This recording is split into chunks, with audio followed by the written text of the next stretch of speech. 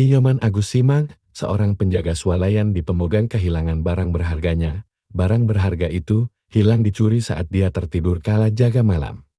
Kasih Humas Polresta Denpasar AKP Ketut Sukadi menerangkan, peristiwa ini bermula ketika korban Inyoman Agus Sima bekerja pada Minggu 14 Juli jam 10 malam.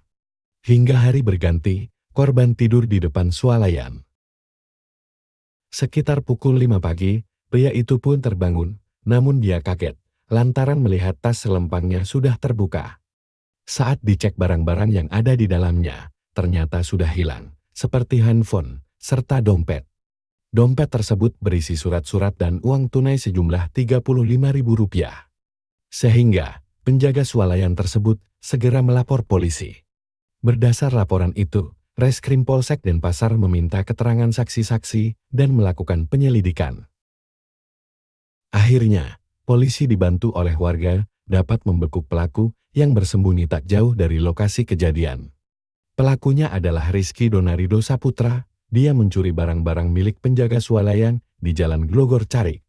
Petugas juga menyita barang bukti yang dicuri. Dari proses interogasi, Rizky mengakui mencuri barang milik korban.